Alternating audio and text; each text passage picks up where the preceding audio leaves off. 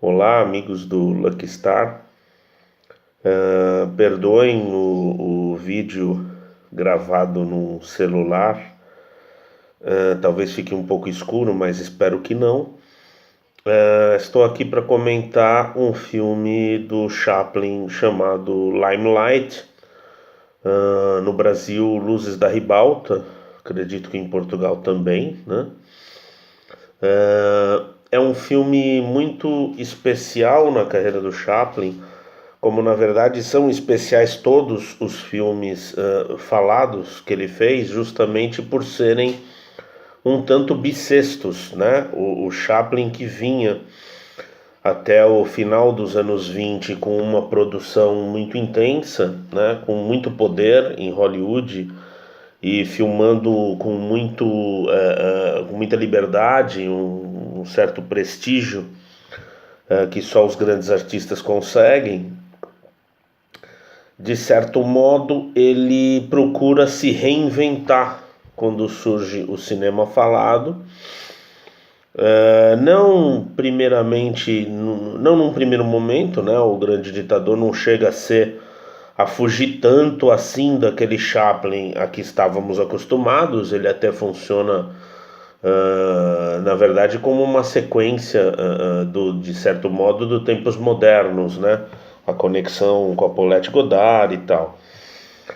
Mas principalmente no Messier Verdoux, que é um longa, para mim, na minha opinião, o grande filme falado dele, o maior de todos, sendo que todos os filmes falados dele são essenciais, né?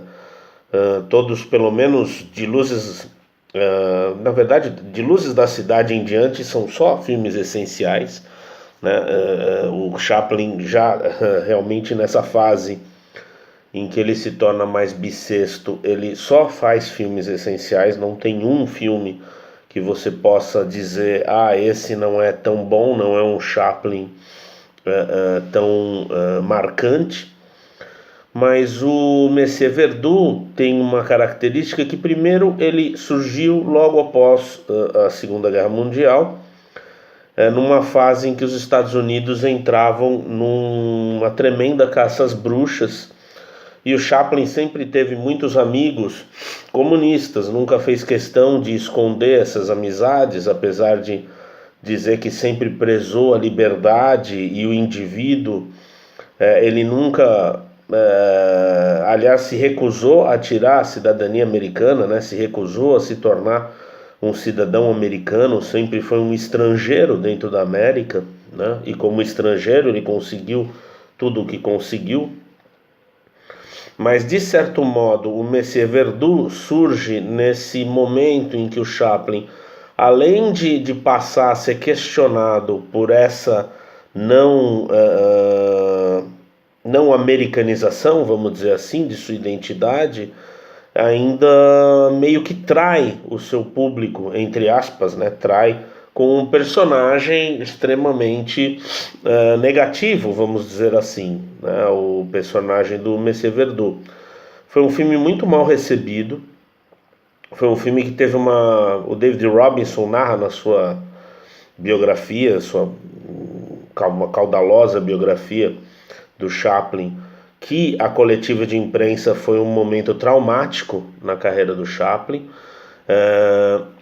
Então ele percebeu pela primeira vez que, opa, aqui estou pisando em território minado. E o Chaplin não estava acostumado a isso. Ele estava acostumado a ser, né, até pelo menos o Grande Ditador, ele estava acostumado a ser aquele artista admirado por toda a família, admirado por todos, e um artista importantíssimo no cinema americano. O Limelight surge então desse sentimento de: bom, eu perdi meu público, eu estou numa certa decadência, mas eu tenho que lidar com essa decadência de algum modo. E já escrevi sobre isso até no meu blog. Eu tenho uma verdadeira atração por filmes de artistas que retratam sua própria decadência, ou de certo modo fazem uma representação da decadência. E essa decadência do Chaplin é interessante, porque é uma decadência em 2 ou 3 níveis. Primeiro, a decadência de um artista que perdeu parte do seu público, uma boa parte do seu público. Muitos amigos fugiram de sua casa, ou de suas casas, né? Ele tinha casa de campo que era frequentada sempre por muitos amigos. Esses amigos começam a fugir, porque não, eu não quero ser identificado como um comunista, ou um pretenso, entre aspas, esse comunista, né? E ele também perde, essa decadência também se dá artisticamente, claro, e bem entre aspas, porque é uma decadência muito bela, né, de se ver, porque na verdade Monsieur Verdoux talvez seja o grande filme do Chaplin. Então que decadência é essa? Mas estamos falando em decadência porque no cinema americano, se você não atrai bilheteria, se você não faz sucesso, você é considerado decadente. Então, nesses termos bem duvidosos, o Chaplin estava, e que o Chaplin, aliás, se temia muito, né? Ele temia muito não encontrar o sucesso para seus filmes. Então, de certo modo, ele se encontra nesse beco sem saída, e que ele de alguma forma tematiza no Limelight, da mesma maneira que o Fellini, por exemplo, vai tematizar anos depois, e que outros artistas, o próprio Visconti vai tematizar na fase final da sua carreira, a partir de Morte em Veneza, ou já a partir dos Deuses Malditos. Enfim, grandes diretores, quando se sentem numa encruzilhada, eles gostam de tematizar. Alguns grandes diretores, claro, gostam de tematizar essa encruzilhada. Eu ousaria dizer até que existe isso, por exemplo, no John Ford do Liberty Valance, por exemplo, né? Só que é uma consciência muito grande do Ford. Não é que ele se achava decadente, mas ele achava que estava fazendo um cinema que daria lugar a outro, e ele tem essa consciência, né? Então essa consciência de que algo está ruindo e que vai dar lugar a outra coisa, e que aliás abre brilhantemente o Limelight, uma frase muito parecida: nós envelhecemos e vamos dar lugar aos jovens, alguma coisa assim, está no cerne do Limelight, né? É disso que fala praticamente. Tanto que o final é a ilustração perfeita disso, né? Uma estrela se apagando para que outra possa brilhar. É curioso como ele se cerca, então, no caso de justamente um outro ator que já tinha passado pela pior fase, vamos dizer assim, mas que não soube driblar essa decadência, que é o Buster Keaton, né? O curioso é que, na minha memória, a participação do Buster Keaton era bem maior, e há rumores, boatos de que ele tenha sido muito cortado na montagem final. Eu confesso que nas biografias que li não tive nada além de que sejam boatos, podem ser ou não confirmados, mas até agora acho que não tem ninguém que fale que realmente foi boicotado o Buster Keaton no Limelight. De certo modo, é uma participação muito tocante, e numa chave um tanto diferente da participação que o próprio Keaton tinha feito no Crepúsculo dos Deuses, né? O filme do Billy Wilder, em que ele é um dos bonecos de cera que iam jogar cartas ali com a Norma Desmond, né? No Limelight, o Buster Keaton, de certo modo, serve como uma escada, né? Uma escada para que o comediante principal, né, que é o personagem do Chaplin, vai tentar fazer o seu número e brilhar com isso. É claro que dentro desse aspecto a gente pode entender que, se o filme foi feito para o Chaplin brilhar, é óbvio que o Buster Keaton tinha de ser um pouquinho abaixo, né? Ou seja, se o filme foi feito, se o número foi feito para o personagem do Chaplin brilhar, obviamente o personagem do Buster Keaton tinha que ficar um pouco abaixo. Existe ainda no Limelight uma ideia. Não, peraí. Existe ainda no Limelight uma ideia de que deve existir uma exacerbação do melodrama, né? Esse drama que atinge o palhaço, o personagem do Chaplin, o Calveiro,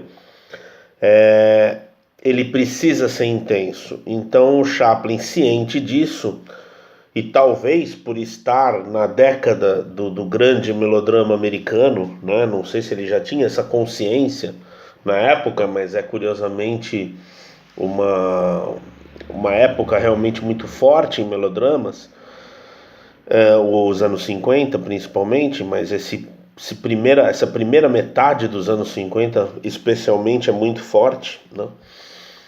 Tem Um Lugar ao Sol, por exemplo, um ano antes, enfim, são vários melodramas aí do Delmer Davis, do Kazan, enfim.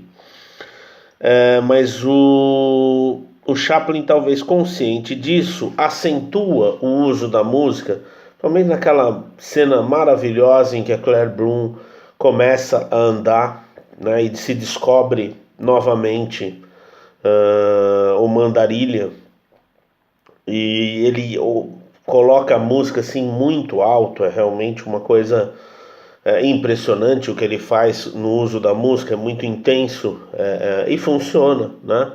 Mas é um dos momentos em que o filme se arrisca demais ali, né? Esse risco é muito fascinante, esse risco que vem dessa consciência da decadência e de um diretor que fala: estou decadente, mas tenho que dar o melhor de mim, né? E esse melhor de si muitas vezes vem junto com esse risco, porque ele quer fazer uma coisa acachapante, e nesse acachapante muitas vezes está o risco, né? Então essa música que sobe, toda aquela, enfim, mesmo o momento final, que eu não quero adiantar muito, o momento final também entra um pouco nisso.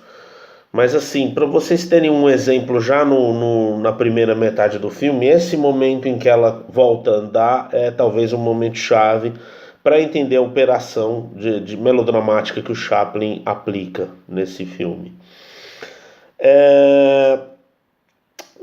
Tem uma curiosidade, eu não vou falar muito mais, eu acho que o filme já é grande o suficiente nos dois sentidos, né? Grande na duração e grande na qualidade artística. Mas eu gostaria ainda de lembrar que o assistente de direção é um jovem chamado Robert Aldrich, que começava a dar seus primeiros passos no cinema americano.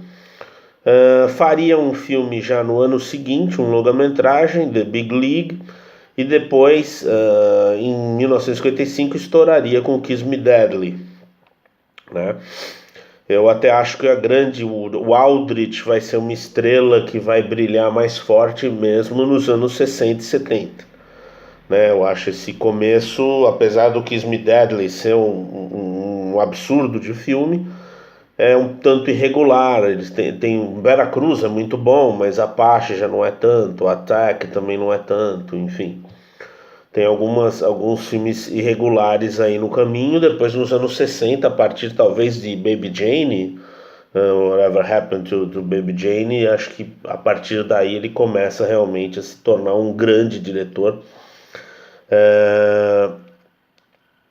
Curiosamente, um jovem que vai despontar enquanto o veterano, o Chaplin, vai decair, vai encontrar sua decadência.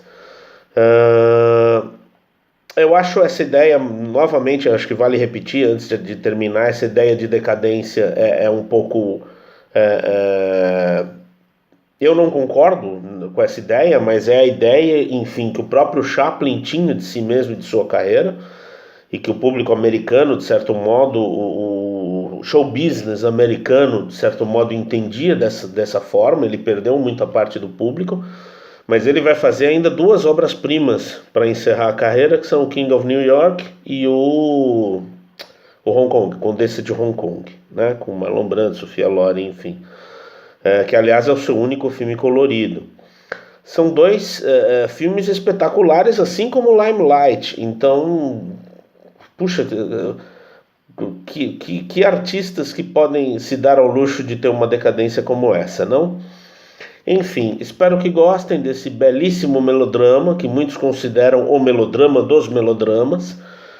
Curiosamente, um dos filmes, ou o filme preferido do meu avô, o português já falecido José Inácio Alpendre. Então espero que curtam aí, que gostem da sessão, e um abraço para todos os amigos do Lucky Star e para todos que estiverem vendo. Saudações.